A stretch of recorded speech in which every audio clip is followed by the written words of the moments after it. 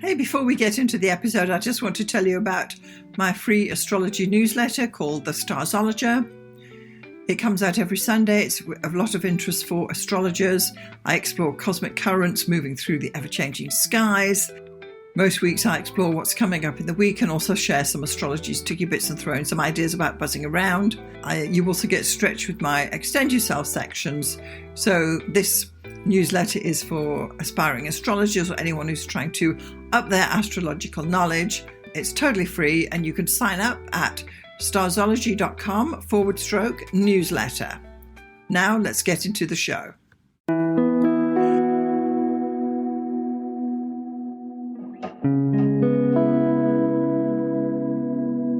Welcome to the Starzology Astrology Podcast. I'm your host, Alison Price, and I'm here with my good friend and co-host, Arwynne O'Neill. Hello, Alison. It's great to be here again.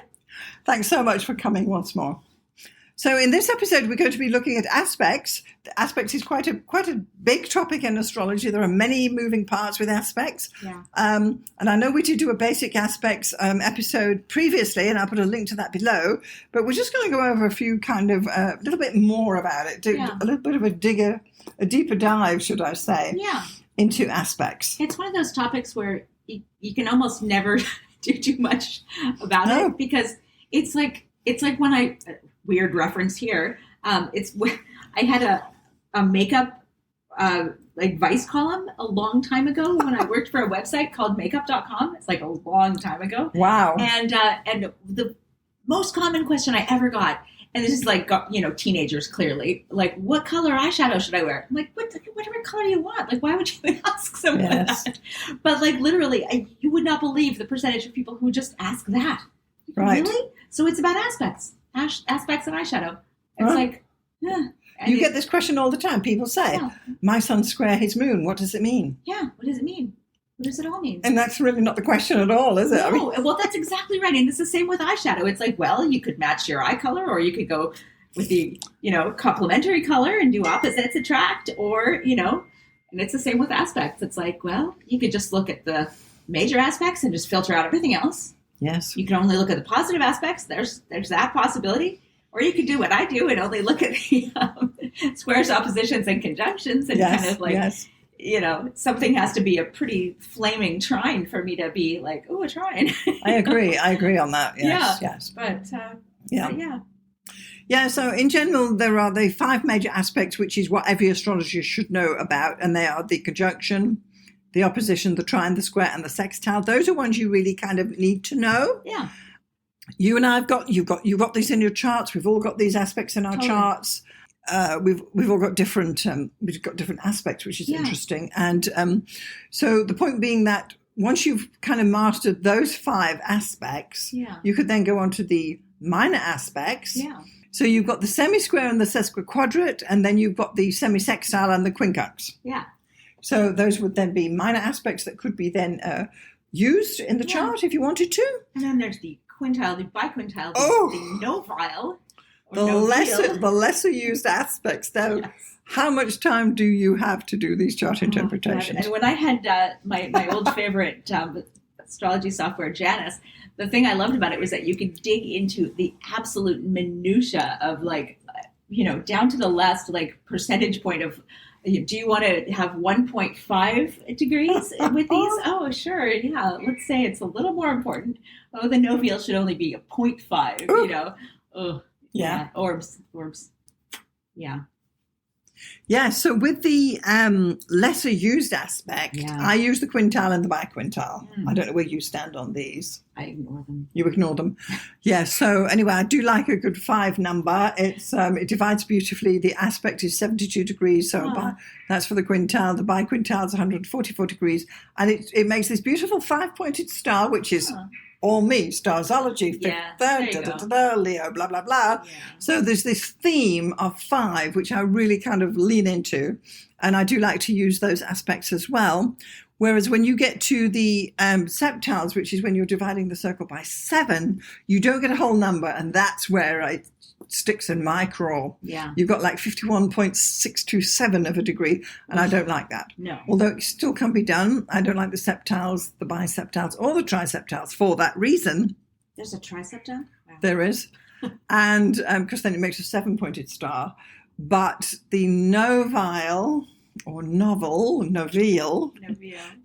which is what, 40 degrees. It's a bit of a pointless aspect, I think, because you've got something at 45. Yeah. And you've got the other one at 36. So I never use that either. Yeah. And then the decile is what, 36 degrees?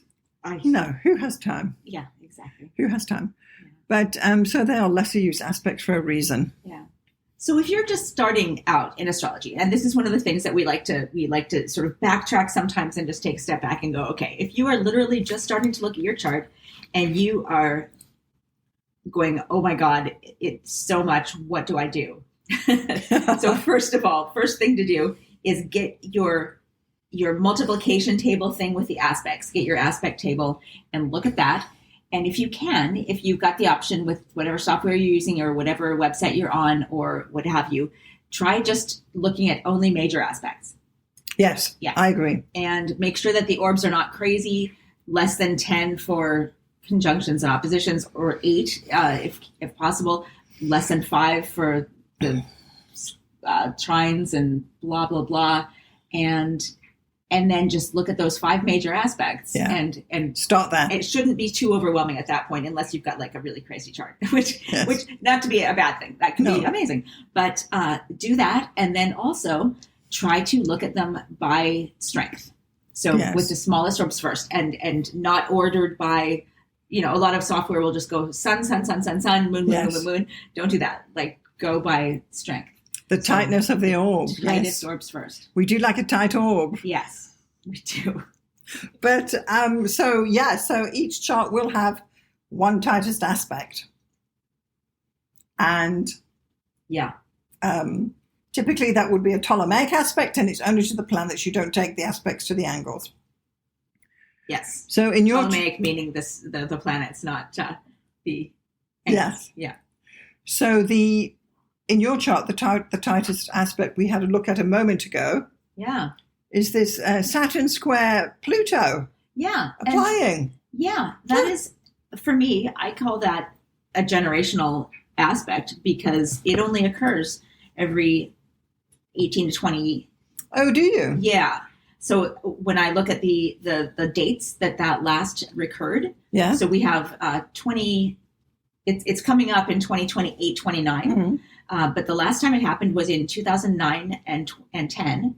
Yeah. So the first thing I think is the Occupy Wall Street protests that were going on, all of the revelations that happened with WikiLeaks and with Chelsea Manning going to prison for leaking the collateral murder video, and Julian Assange going into prison and all that stuff. And so Saturn square Pluto is like the government versus it's like the immovable object versus the irresistible force, right? And square, so they're completely in conflict. And I was born in 1973, so that was the 1973-74 aspect. What was going on then? It was the end of the Vietnam War. It was the beginning of the the oil crisis. There was huge inflation and terrible economy that was going on in the U.S. And I guess in Canada as well. I was born in Canada, but I grew up in the U.S., so my references tend to be American politics. But how do you feel that it represents itself in your natal chart then? Yeah, I mean, I obviously do have that sort of political leaning. Yeah, you do. I mean, I wouldn't call myself like a fight the system kind of, but yeah, I kind of am. I mean, I was raised by hippies who I wouldn't have been born if my mother wasn't helping American draft dodgers move to Canada in the middle of the Vietnam War. And whatever you may feel about that, that is part of my... it's built in. The lore of my personality. Yeah. And you can see that in that aspect. I instinctively don't trust the, whatever the... Tapping the card. Yeah. Yes, exactly. There's just something that makes me question, well, just because that's a rule, is it right? Or, just because they say to do it doesn't mean we should do it, because that's, this is the pushback of the square, right? Yeah, I mean, not to immediately jump to the Nazis, but I mean, you go along with whatever the government says or whatever the man says, and next thing you know, you're complicit in genocide. not always, but sometimes you have to constantly be aware and be checking yourself and checking the forces that are saying what's right and what's wrong, and kind of going, is it though, And if it isn't, are you going to be the one who leaks all those documents, or are you just going to sit by and, and let it happen? Yeah. But this is, it's the tightest aspect in your chart. Yeah. 0 degrees, 34 minutes. Yeah. And so it's applying. So Saturn is just moving into the perfection of that square. Yeah. Well, I mean, in addition to it being a generational aspect, and I think it's worth mentioning just that it does have to do with, the personality, and there is a stubbornness, and standing up to injustice can be a thing. So anyone else who has this aspect and they're like, well, I'm not political at all. Well, maybe you're not political, but maybe you are the kind of person who will stand between a person and their abusive spouse, or stand up for whatever union, is going on, or maybe you'll speak up at the school board when there's something happening in your child's education people that you don't think aspect. is right. Yes. Yeah. I mean, whatever happens, you feel strongly enough usually to, not just let it go by, because that feels instinctively horrific and wrong to you. And that's that Pluto thing. It's not just. Go on. It's your chart ruler. That it's Pluto not just wrong, but it's like horrifically wrong. Yeah. If I don't stand up, then some. What's this? Power corrupts, but absolute power corrupts absolutely. 100%. There you go. Yes, yeah, I because love that quote, obviously. because with Scorpio rising, Pluto is your chart ruler, and therefore you would want to say within an aspect which is the stronger planet, and it has to be, I think, the Pluto for you, which is digging into all this stuff that. Oh God, yeah. I mean, one of the most recent blogs I did was about the book Nuclear War by Annie Jacobson. And a lot of people would be just like, I would never read that, because they just don't want to know. But I desperately want to know. I mean, there are thousands of nuclear weapons armed and at the ready to respond within 27 minutes. Right now. Death and destruction. Pointed at all of the major cities in the world and on a hair trigger. And I that is only a tiny bit of hyperbole, but this book is a revelation, because you kind of knew that it was still a thing, even though the Cold War hasn't been around for since the early 90s. Well, thank you, but we since the mid 90s, really, when they sort of the Soviet Union collapsed and all that stuff. But most of those weapons are still armed and ready, and then there's all these other countries that have gotten them since then, North Korea being a big one. So here is Arwynne, totally volatile about this very tightest aspect in her chart, because it's being expressed. It is totally being expressed.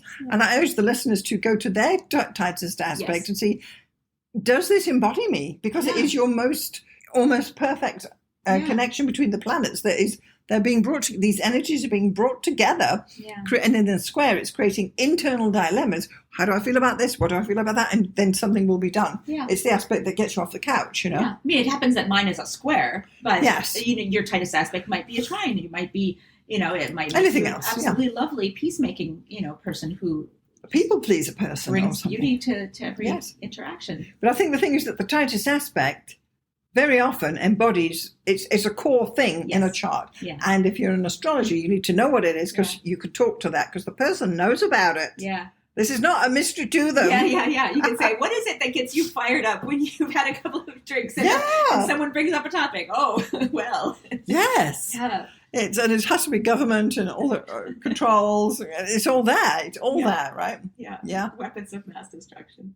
Oh. And what is your tightest aspect? Oh, so for me, we've just double checked, and I've got the Sun conjoined Uranus, which I know and it's 0 degrees 58. This is the aspect that. It does embody the astrology to start with, which sometimes I push back on. I mean, I've been doing it for over 40 years. I mean, how old am I?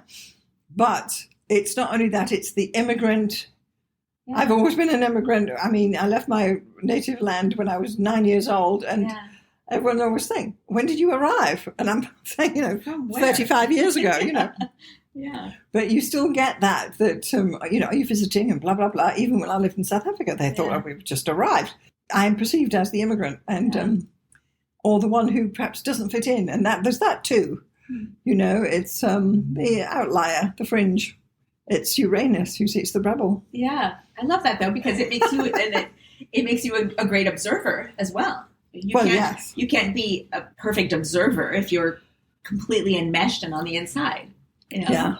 Yeah. It's and it's a lot of, I think it's a lot of creativity that I've only really been letting loose recently. Yeah. But and I've got another thing I'll show you before you go tonight. But anyway, and it's to do something different and do it for myself, and people are saying to me, "How did you do that, Alice?" I'm saying, "Well, you just do it, you know." Mm-hmm. So yeah. Yes, I think, and also with it being the Sun, Uranus, and if we're taking Uranus as being astrology, once I'd learned astrology, I then wanted to share it with others the way I see it. Yeah. I would have great difficulty having to bow down to some teaching establishment who says, we have to do it our way, we're giving 5-degree orb to a quincunx. Right. I would not sit well with that. I like to, and that's why I like the podcast, because I can say, this is what I think. Yeah. And here's how it works for me. Yes. Yeah. And I don't mean any harm by it at all, but No. I would have great difficulty fitting in with people who say, no, you can't say that. We're doing these classes this way and you've got to do that. And say, no. Well, I think it's also important, and since it's a conjunction, to note that it was Leo. Yes. So. You know. Yeah. Yeah, exactly. It's let's do it my way. Why not? And when all's said and done, you know, it is. I can put it out there. I can put out what I know the way I can. Yeah. And if you find value, that's great. And if not, it's not for everyone, as you say. I'm not for everyone, right? Yeah. And honestly, I think that's what resonates with people more anyway. I mean, who has the most popular podcast right now? Joe Rogan. Yeah. And he's not for everybody. No. I mention it to half the people, and they're like, no. And I've even had people say, like, oh, isn't he problematic? And I'm like, have you ever listened to him? Like, he's not for me. No, yeah, he's not. But I mean, it's funny because most of the people who say that have never listened to an episode. They've just heard something like third hand from somebody who's heard something, and then, oh, isn't he this or that? Like, no, actually, he is not. You know, he has a huge variety of people on his show, and that's one of the things I like about it. Is just I've seen Annie Jacobson, who I love, a fascinating author. He had Obama. He's had Elon Musk, obviously, famously. He's had, fighters and musicians and artists and authors and politicians. And with that kind of a platform, you can talk to almost anybody. Yeah. And they, because of their desire for fame, will come and talk to you about anything. Yes. He's had physicists and amazing historians and the authors that go on his show. I immediately will go to the library and put a hold on their books. But of course, it's like so popular that, of course, now they're booked up for weeks, right? No pun intended. Really? But that's half of my reading list comes from like, oh, he interviewed this person. They're so fascinating. I want to read that. But and you actually do read the book? Well, I listen to the book. Oh, you listen to the book? Yeah, I see what you mean. Yeah, some people don't call that reading, but that's, no, I mean you consume it. I consume it. Right. Yeah, exactly. Well, but yeah, I mean, who wants to be for everyone? I mean, yuck. Not I, said the sparrow. No, it's so yeah. It's just one of those things. But this being, because it's my tightest aspect, and there are other aspects that are relatively tight-ish, but this is the tightest one, and this actually defines me and has for since I was 20. Yeah, so look at the immigrant. I mean, even your partner, the last time I saw him, he was saying, well, you Brits, blah, blah, blah. I'm thinking, I've lived there for 40 years. British since I was 9. I know. So you get that Uranus comes through all the time. So it just is what it is. And when I was younger, in my 20s and 30s, I was excruciatingly fashionable.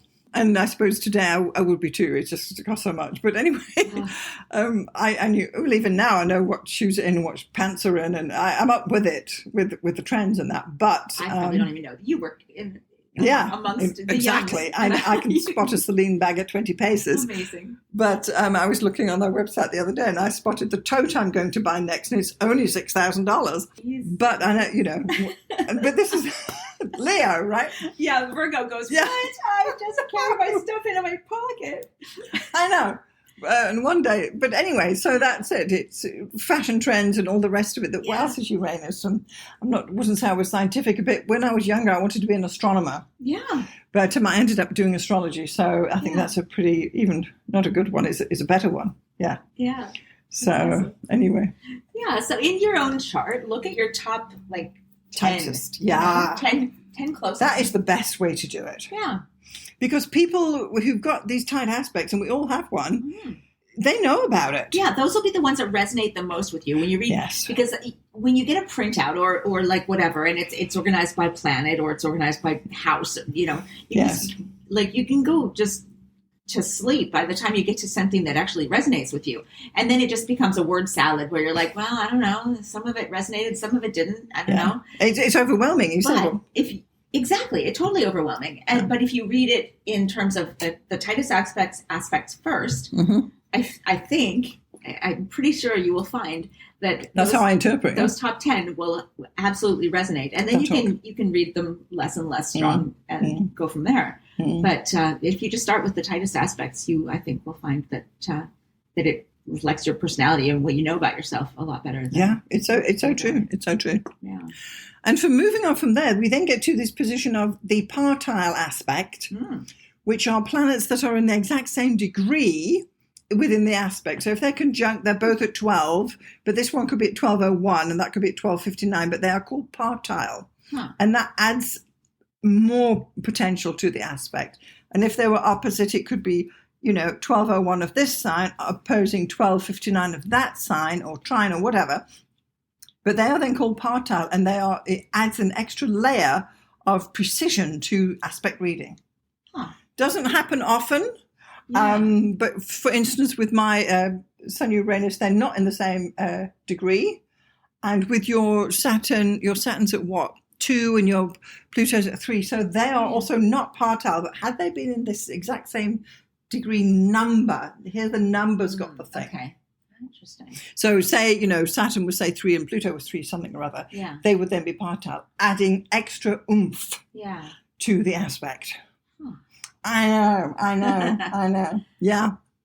Another interesting thing with aspects is that you need to pay attention to whether they are applying or separating. Yeah.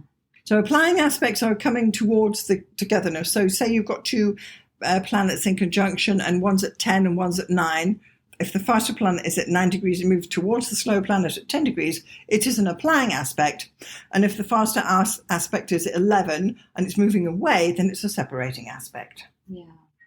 And you get it for all the types of aspects. And it shows on your grid whether the aspect is applying or separating. Yeah, that's what the little A and the little S mean. Yeah, so particularly with the one we just spoke about for you with your Saturn square Pluto, that is applying. So Saturn is still moving towards. So what this means is that the potential is yet to come.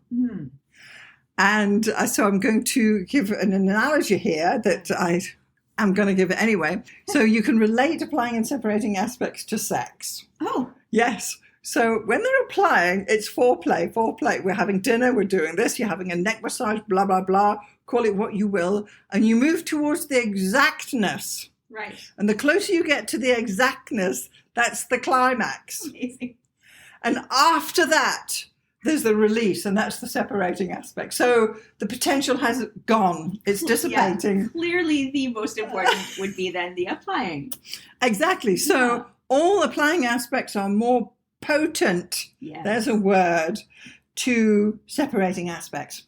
For this sexual reason. Yes. Potency so you've got this potency. Dissipating in separating aspects. Yeah. So you've got this potency applying to this Saturn. It's bringing the pot to the boil, call it what you will. And it will have then made the exact aspect after you were born at some point. Yeah. And then settle down. But in your natal chart, the potential is building. Yeah. Whereas my Sun conjoined the Uranus is actually separating. Ah. So the potential was exact prior to my birth. Yeah. And now it's separating. Interesting. So this is interesting. So say you've got someone who says, well, I've got the Sun opposition Moon and she's got the Sun opposition Moon, but we see it differently. Yeah. One could be applying potential and the other one, it's all over. Rather shouting, and they can't wait to get out of there. So... So this is it, because you will say, well, I've got Sun square Moon. And she says, oh, I've got Sun square Moon. But they're being, one's applying, one's separating. Yeah. So you always need to look at where's the potential coming. Yeah. So technically, you could dismiss all separating aspects and only look at applying aspects. Because that's what's still coming. That's what's built into the natal chart, that the person is striving towards that climax. Yeah. Yeah. That I've never actually thought of that. Well, maybe you'll give it some thought one evening. Now I will. Yeah, I know, right? And one other thing I want to talk about aspects is aspects of declination. So these are the two. It's the parallel and the contraparallel. And these are measured north or south of the celestial equator. Okay. So you may have a planet 10 degrees north and then another planet 10 degrees north, and they would then be called parallel. They don't need an aspect between them, but they're called parallel. Like the vertex. Well, yes, any point in the chart, but we're talking planets generally. Yeah, okay. Or they could be parallel above or parallel below. They would then be parallel, and therefore that's like a conjunction. Yeah. And then you can have one that's 10 degrees above and one 10 degrees below, and that's a contraparallel, similar to an opposition. Okay. So you could have planets that do not have aspects of longitude, which are the regular aspects, but they may have these aspects, or you can have aspects that are conjoined and are parallel, and then I call it the double whammy. This is a technical term. Okay. So, yeah. So you can have a double whammy parallel conjunction, yeah, and a double whammy opposition contraparallel. Okay. And the way I explain this is that you and I, live, because we're living on the. This is the analogy. We're living on the celestial equator. Yes. So we're in a position on longitudinally where we're actually at the exact same position. Okay. Right? Yeah. And you are 22 degrees north. Yeah. And I'm 20 degrees north. Yeah. Yeah. And because the aspects are for parallels is 1 degree orb, we're not actually parallel, but we're both at the same position longitudinally. Yeah. Okay. So if you've got the sun, say, at 10 degrees of whatever, and you've got the moon at 15 degrees of whatever, they can both be parallel as well. But it's measured from the celestial equator. So you're at the same, I'm not making myself clear. You're at the same point in the zodiac, which is where we are because we live in the same building at the same footprint. Yeah. But we are not exactly parallel, although we're both north because we're both above. Yeah. Whereas when you part the card down in P3, that then is 3 degrees below. Yeah. So it's that kind of relationship that you have. Yeah. Because if you think that if two planets are conjoined each other normally in the zodiac, that one may be up here and one may be down there, and there's a massive gap between them. Yeah. But when you get this connection between the parallel and the contraparallel, it actually makes this double whammy. Interesting. So of the aspects you have in your chart, some of them will have parallels and some will have contraparallels. And that's when that little symbol appears. It's the parallel, and then the contraparallel astral symbol pops up. And you have it, I'm just going to say, in your chart, you've got the Chiron is sesquiquadrate your sun, and is also parallel. So there's that double, but you don't have a double whammy in here. I don't see it at all because you haven't got, no. Oh, yes, you do. I'm lying. Look at me lying on the podcast. You've got Saturn opposite. We need a fact checker. Saturn opposition North Node and Saturn contraparallel North Node. Oh. That's a double whammy. Wow. So that brings that opposition, Saturn opposition North Node, into high focus for you. That is. And if we were interpreting, we would say, let's have a look at that opposition as opposed to some other opposition you may have in your chart, which is just a regular old opposition. Yeah. This is then a double whammy opposition. Wow.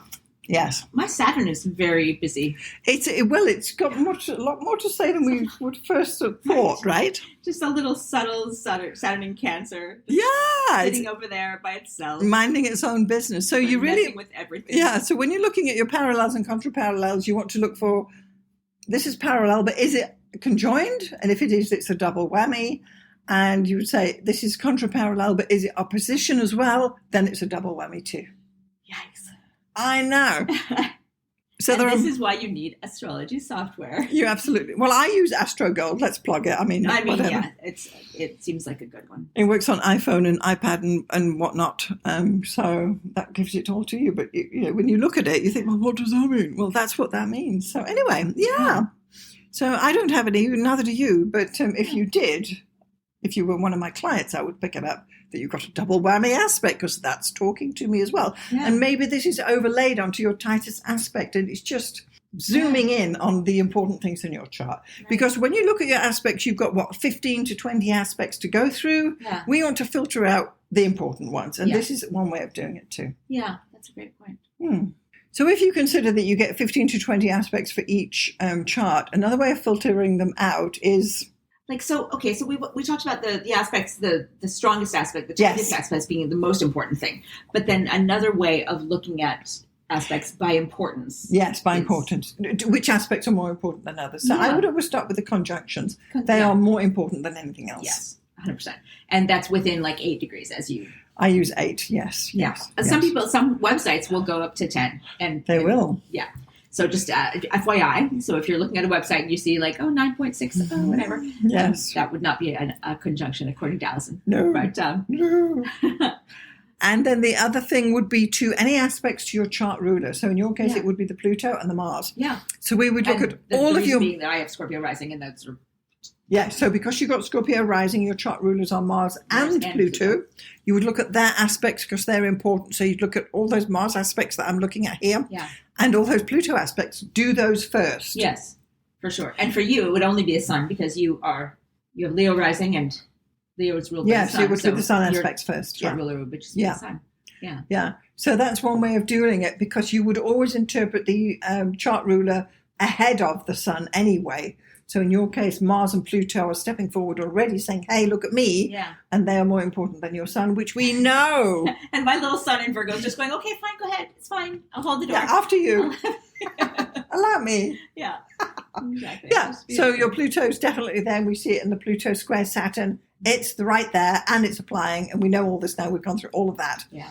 And you've spoken it. You've spoken this aspect to us. Yeah. It's not a mystery, No.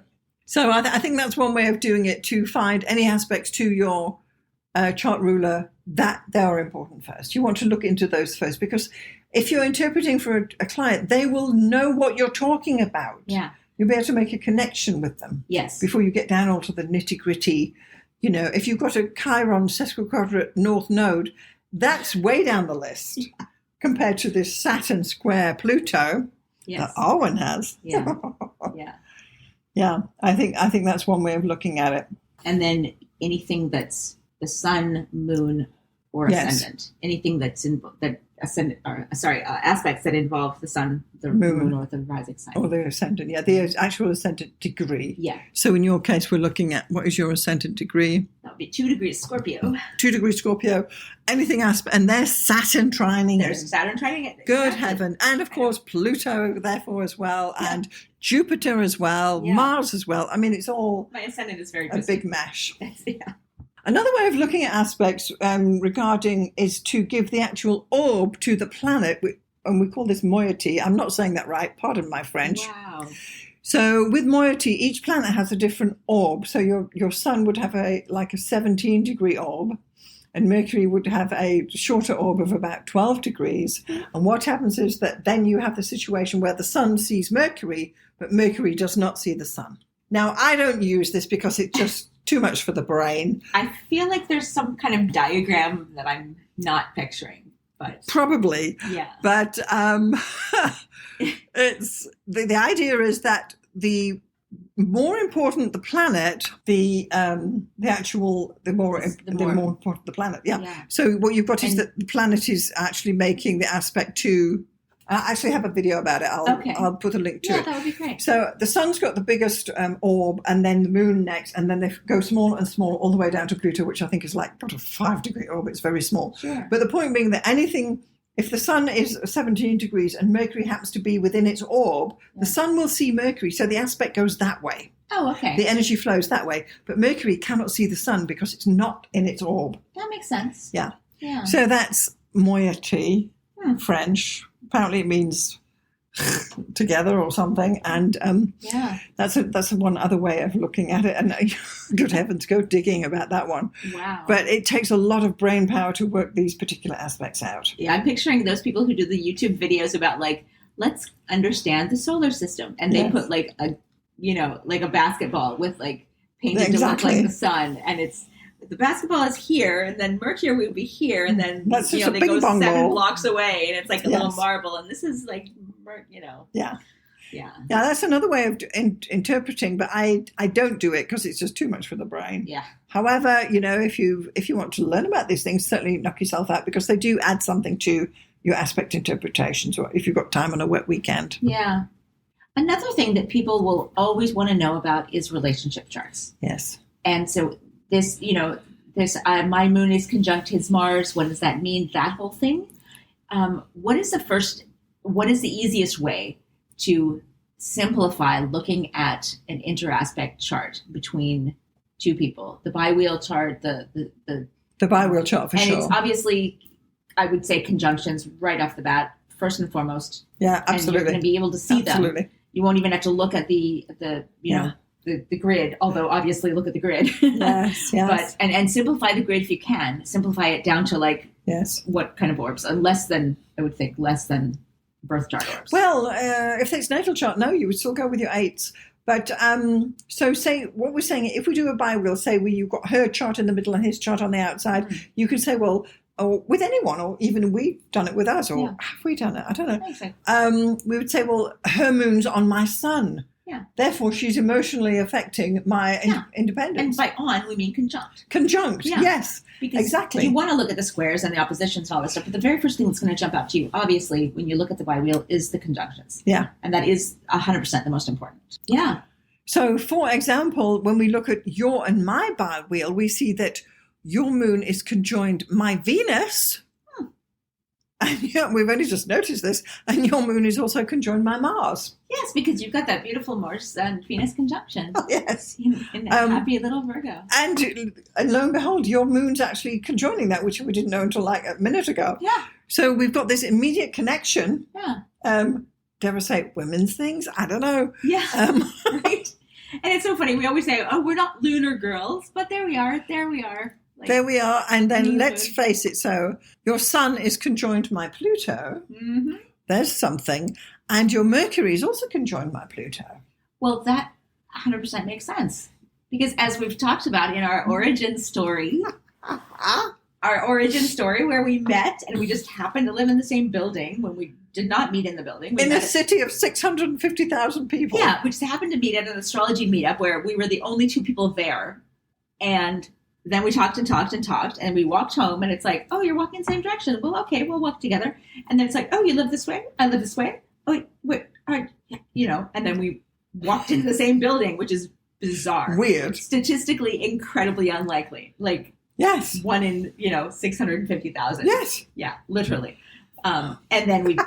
and that was 12 years ago. Yeah, 12 years. And the next meeting, I famously said, I listened to this astrology podcast, and you're like, what's a podcast? What's a podcast? Next, it's one of my favorite things you've ever said. And you've said many, many good things since then. But that was my first favorite thing. And then, all the rest is history. We started a podcast together, and we went on hiatus for a few years, and then we came back together last year, and it's 125 or so episodes later. Under our belt and counting, Arwynne. Yeah, and there we go. It's so convenient living in this. You come down in your socks. I do. 100%. Well, yeah. I can go up in my socks. In the summer, I come with my little thongs, not thong, you know what I mean? Flip-flops. Those are the words. Flip-flops, yes, not a thong, yeah. It's not that kind of building. Yeah, so here we have it. It's a very powerful connection. Your sun on my Pluto. Yeah, it's a powerful connection, and a lot of conversation, a lot of chatting. Yeah. What other conjunctions do we have?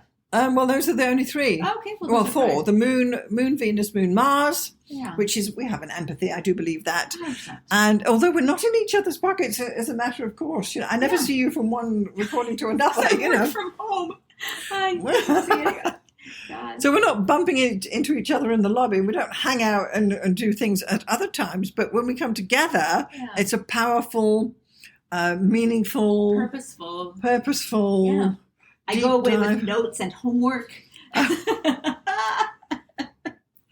And And so do you, obviously. Yeah. So you have to edit these things, which we do. And we've got our checklist and our boards, and we're certainly organised. It took a while to get it sorted. Yeah. With the scheduling of recordings and episodes and whatnot. God, yeah. But in general, we've only, I think, missed a couple of recordings because of one thing and another. But in general, Oh, yeah.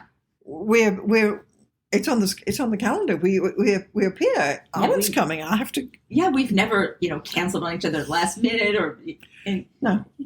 I mean, once in a while, if one of us is like super contagiously sick. Well, like, yes. I can't. And the worst thing is for podcasts is if you lose your voice, which I have done a couple of times. Yeah. If I catch flu, I tend to get a little voice. I can't podcast. So that's definitely there too. So yeah. But that's another thing about the being in the building. It's so great. It's just like. It'd be great if I never had to leave it again.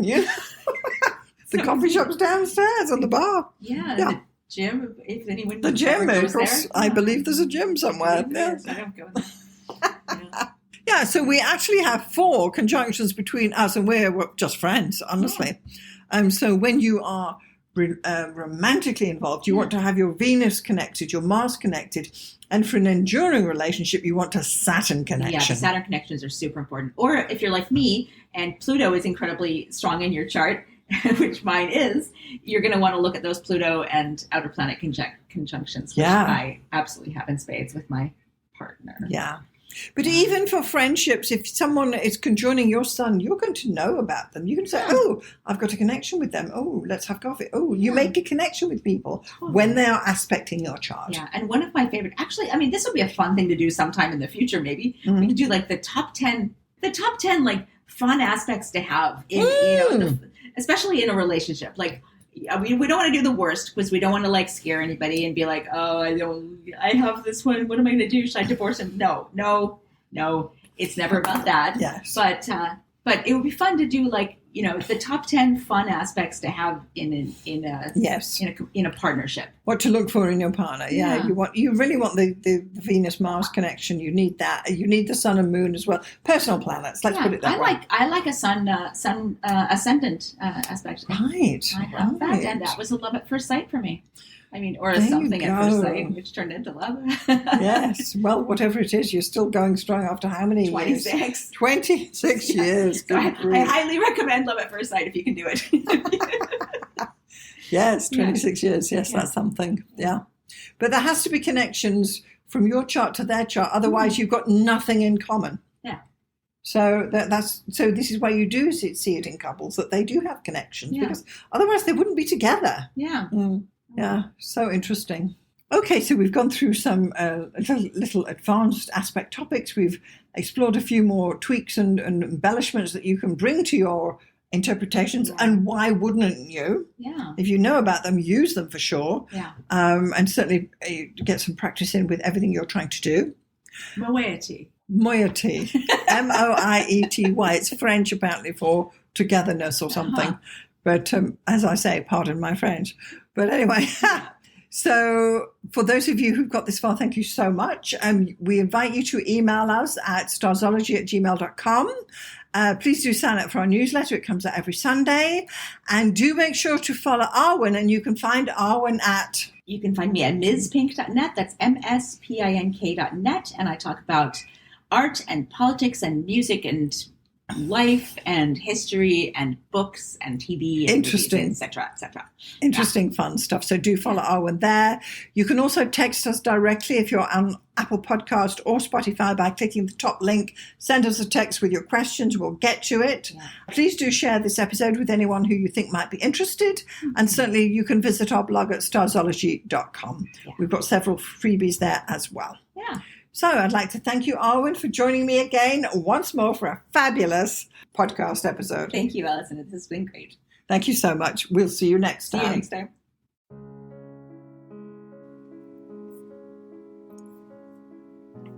Thanks so much for getting this far through the episode. I just want to take a moment to tell you about the 2 main options of my astrology services. So the first one is coaching. If you are an aspiring astrologer, and by that I mean someone who's perhaps a hobbyist astrologer or someone who's learning astrology or a student, or you've got a few books and you've been doing it for a while, but perhaps you need a little bit of help to bring it all together.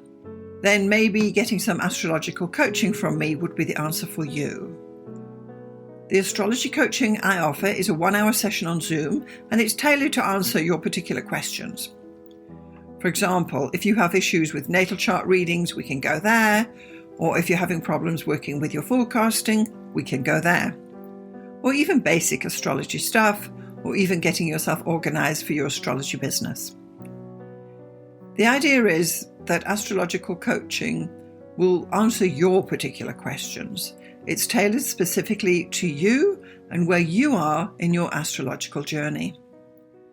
And I'm happy to help you out with some guidance about how you can get going, what to focus on, and what to dismiss. So that would be the astrological coaching for people trying to learn astrology. The second astrological service I offer is consultations. So this is for someone who perhaps doesn't know anything about astrology, but they just want to have their chart read or get their chart done. Call it what you will.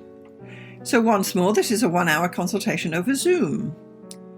I will interpret your chart, tell you about the main features, tell you about where the energy is flowing, and all the rest of what is entailed in a thorough natal chart interpretation.